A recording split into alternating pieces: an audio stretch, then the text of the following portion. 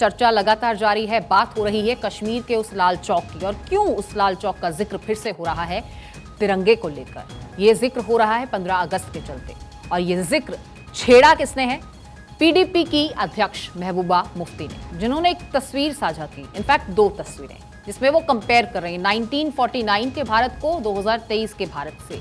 एक तरफ वो पंडित जवाहरलाल नेहरू की तस्वीर दिखाती हैं जिसमें वो तिरंगा लहरा रहे हैं लाल चौक पर, और दूसरी तरफ वो एलजी मनोज सिन्हा की तस्वीर सामने रखती हैं 2023 की, जिसमें वो सिक्योरिटी से घिरे हुए नजर आते हैं। जबकि जवाहरलाल नेहरू की वो तस्वीर दिखाते हुए वो कह रही कि उस वक्त भी कश्मीर सुरक्षित ही था, बल्कि उस वक्त तो उन्हें सिक्योरिटी की भी जरूरत नहीं थी।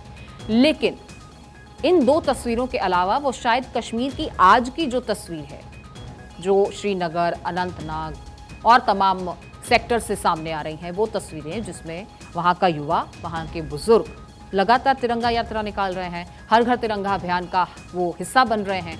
तो इन्हीं तमाम तस्वीरों पर चर्चा आज कर रहे हैं। उन्होंने बेशक 2 तस्वीरों का जिक्र किया, लेकिन हम हर तस्वीर के लिहाज से कश्मीर को समझने की कोशिश कर रहे हैं। तमाम मेहमान भी मेरे साथ मौजूद हैं।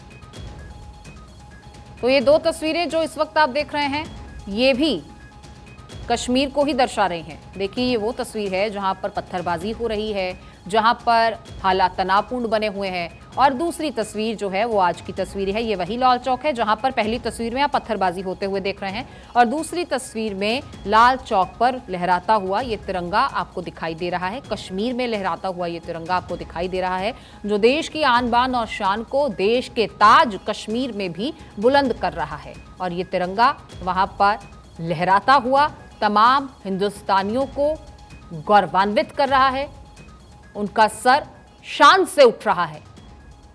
ये वही लाल चौक है जिसका जिक्र पत्थरबाजी को लेकर होता है, जिसका जिक्र होता आया है उन तमाम तस्वीरों के लिहाज से।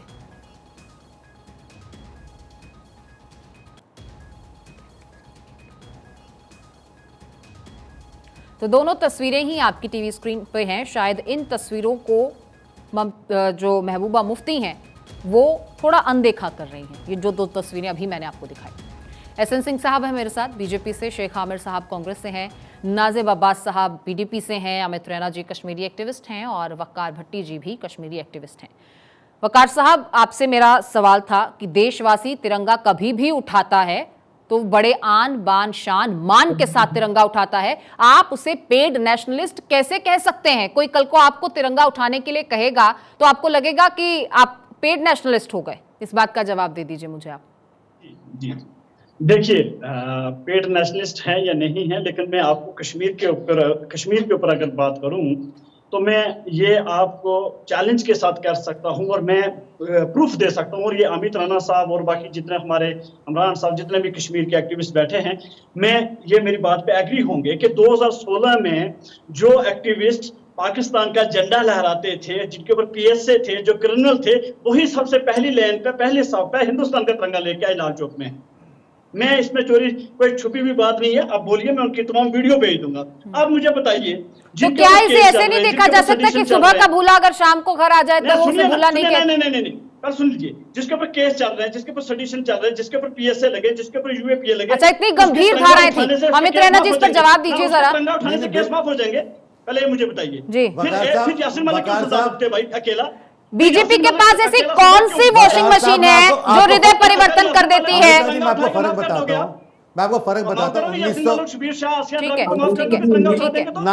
है। वकार भट्टी जी आऊंगी आपके पास। एसएन सिंह साहब आऊंगी। अमित जी, हाँ अमित जी बोलिए। 1949 की जो फोटो है पंडित नेहरू की, लाल चौक में तिरंगा चढ़ाते हुए, हर कश्मीरी खुशी से उसमें भागीदार होते हुए, उस समय देश के गृह मंत्री थे सरदार पटेल।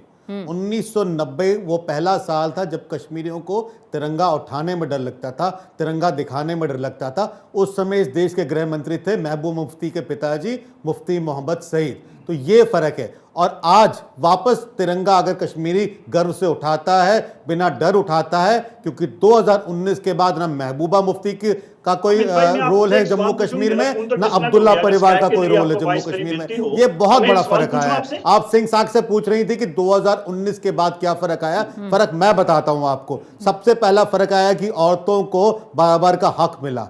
सबसे पहला फर्क आया कि वाल्मीकि समाज को बराबर का हक मिला। सबसे पहला फर्क आया कि जो गुज्जर बकरवाल समाज था उनको बराबर का हक मिला। सबसे पहला हक आया कि हर कश्मीरी को भारत की प्रगति का हिस्सेदार बनने का हक मिला।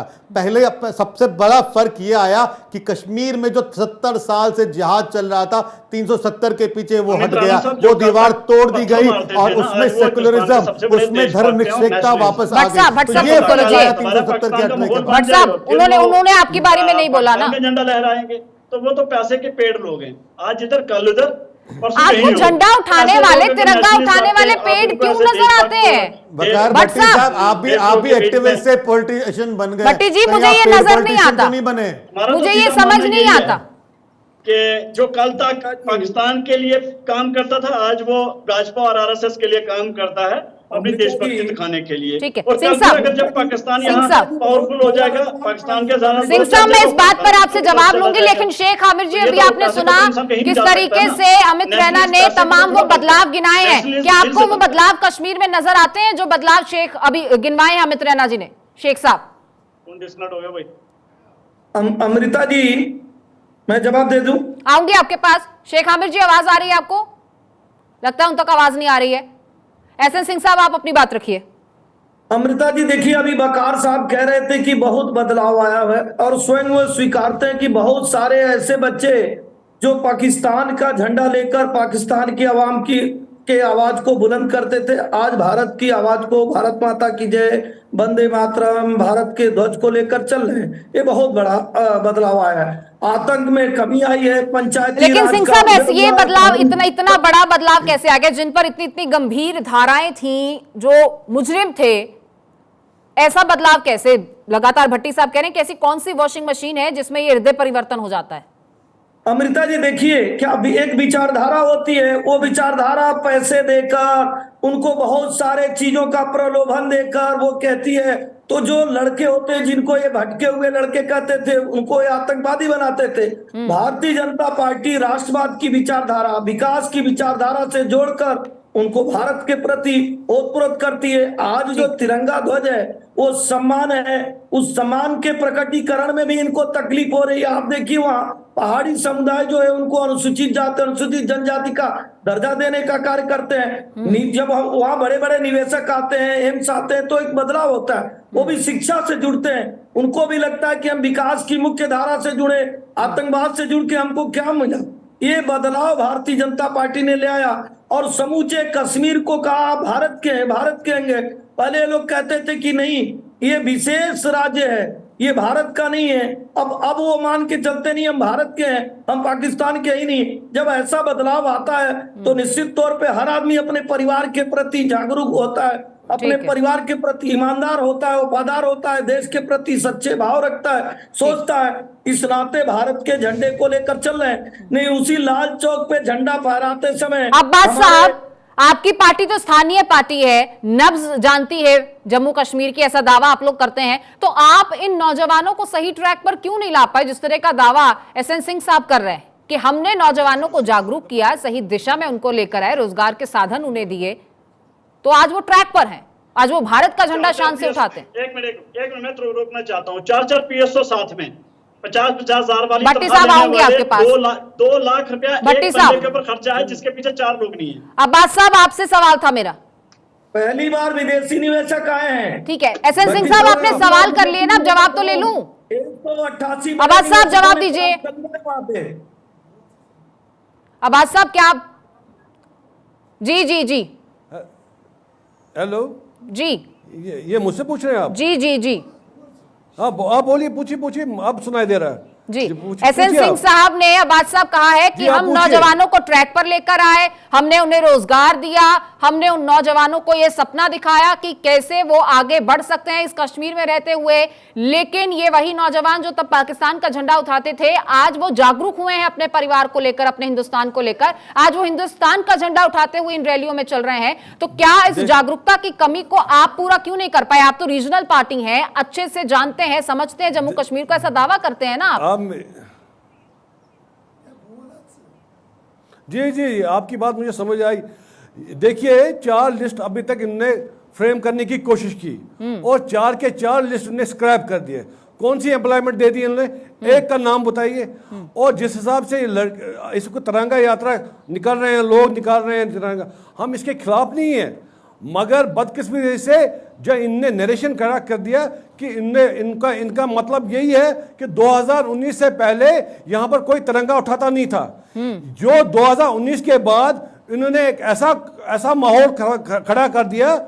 आपको मैं बोलूं, इन्होंने कोई पॉलिटिक्स यहां खड़ा नहीं कर दी है। पॉलिटिशियन यहां पर एक आइडियोलॉजी होती थी, यहां पर इन्होंने पॉलिटिकल लेबर्स पैदा कर दिए। Political labours, I will tell you, political labours, ये कोई देखी चुकी बात नहीं है। इन्होंने उस तरीके से, ये कोई बात नहीं है कि हम 50-50 लोग लेके, सिक्योरिटी लेके हम थोड़ा आधा किलोमीटर तिरंगा यात्रा फॉर कॉस्मेटिक थिंग्स हम ऐसा करेंगे, वो कोई यहां पर कश्मीर ने दिल से हिंदुस्तान का झंडा थामा। 10,000 Kashmiri political leaders got killed during these 30 years turmoil। वो तो याद नहीं रहता। जब से बीजेपी आ गई तब से नेशनलिज्म सिखा, तब से हिंदुस्तान सिखा। कश्मीर के लाभ को सिर्फ हिंदू सरकार जाता था, उनका तो नुकसान हुआ है, लेकिन ऐसे नुकसान को क्या करना है? दिल्ली में हमें तो भारत के साथ रहना है, भारत के लोगों का विकास करना है, कश्मीर के लोगों का विकास करना है, वहाँ शिक्षा की बात करनी है, वहाँ अच्छे स्वास्थ्य सुविधाएं देना है, वहाँ रोजगार ले आना है। आप देखिए 34 साल, ये कोई नई बात नहीं है। ठीक है, अब्बास साहब, आपका कंसर्न ये है कि वहां पर जो लोग तिरंगा उठा रहे हैं इस तिरंगा यात्रा में, क्या वो दिल से नहीं उठा रहे हैं? अब्बास साहब, मेरी बात का जवाब दीजिए। क्या जो लोग तिरंगा उठाकर घूम रहे हैं, क्या आप दिल से उठाते हैं तिरंगा? देखिए, मैं आपको बोला नहीं, मैं ये नहीं कह सकता हूं वो उठा क्या किस रहे हैं, मगर जो भी मैंने देखा है पॉलिटिकल लेबर्स बहुत से पैदा हुए। अच्छा, आप तो बता दीजिए, अपने घर पर तिरंगा फहराएंगे क्या अब्बास साहब? क्यों नहीं फहराएंगे? आप बीजेपी को आप तिरंगा फहराएंगे? क्यों नहीं फहराएंगे? क्यों नहीं फहराएंगे? कब फहराएंगे? 15 अगस्त तो आ गई। हमने देखा, हमने पॉलिटिक्स देखी है। वकार भट्टी जी, 15 अगस्त कल है। वकार भट्टी जी, देखिए, आप लोग हमें क्यों पकड़ते हैं? देखिए, हर दिन आजादी का जश्न है, भारत हर दिन आजाद है, आजाद सोच, आजाद ख्याल, आजाद पंछी। तिरंगा कब फहराएंगे भट्टी साहब? कश्मीरी को आपसे ही सीखना है। कश्मीर को किसी से नहीं सीखना है, तिरंगा तो हर कश्मीरी के दिल में भी बसता है ना। नहीं, दो परिवारों को छोड़कर, अमृता जी, 2 परिवारों को छोड़कर पूरे कश्मीर में भारत का तिरंगा लहरा रहा है, और भारत का दिल जो है वो कश्मीर में है। भट्टी साहब मुस्कुरा रहे हैं, तिरंगा कब फहराएंगे? या फहरा चुके होंगे शायद।